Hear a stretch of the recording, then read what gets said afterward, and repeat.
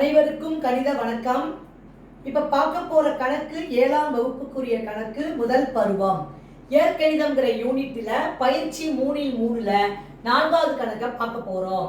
5x + 8y என்னும் கோவையை பெற 3x + 6y உடன் எதனை கூட்ட வேண்டும் அப்படின்னு கணக்கு கொடுக்கப்பட்டிருக்கேன்.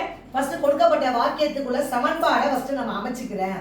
3x + 6y இதனுடன் எதனை கூட்ட அது தெரியாது. அப்ப அந்த எண்ணை வந்து நம்ம x னு வச்சுக்கிறோம். ஈக்குவல் டு கிடைப்பது என்னது 5x + 8y. முதல் ஸ்டெப் சமன்பாடு எழுதிட்டோம். நமக்கு என்ன வேண்டும், எதனை கூட்டன்னு கொடுத்துருக்கோம் பாத்தியா, அந்த xங்கிற மதிப்பை இப்ப கண்டுபிடிக்க போறோம். x is equal to 5x + 8y. இதை வந்து அப்படியே தான் எழுதிக்கிறோம். இது இடது பக்கத்துல இருக்கிற எண் வந்து வலது பக்கத்துக்கு வரும் பொழுது கூட்டல் இருக்குது மைனஸ்க்கு வந்துடும். -3x + 6y. அடுத்த ஸ்டெப் என்ன பண்ண போறோம், இந்த பிராக்கெட் இந்த ரிமூவ் இது என்ன பண்ணிடுறோம், ரிமூவ் பண்ணிடுறோம். ரிமூவ் பண்ணா என்ன வரும், 5x + 8y minus into plus -3x minus into plus -6y. இப்போ அடுத்த ஸ்டெப் இப்போ என்ன பண்ண போறோம், மொத்த மாறிகளா எடுத்து ஃபர்ஸ்ட் எழுதிக்கிறேன்.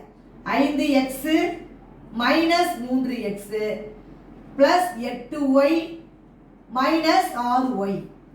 இப்போ இந்த மாதிரி பார்த்தீங்கன்னா ப்ளஸும் மைனஸும் வேறுபட்ட குறியீடுனா கழிக்கிறோம். கழிச்சுட்டு அந்த பெரிய குறியீடுக்குரிய சைனை இட வேண்டும். 5ல் 3 போனால் 2x. அடுத்து ப்ளஸ் போட்டுக்கிறோம். 8ல் 6 போனால் 2y. அப்போ இந்த கணக்குக்குரிய விடை என்ன கிடைச்சிருக்கு, 2x + 2y. இதுதான் வந்து இந்த கேட்கப்பட்ட கேள்விக்குரிய விடையாகும்.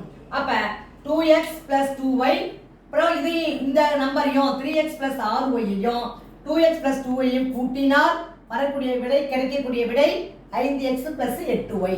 அப்ப ஆன்சர் என்ன கிடைச்சிருக்கு, 2x + 2y. புரிஞ்சுங்களா?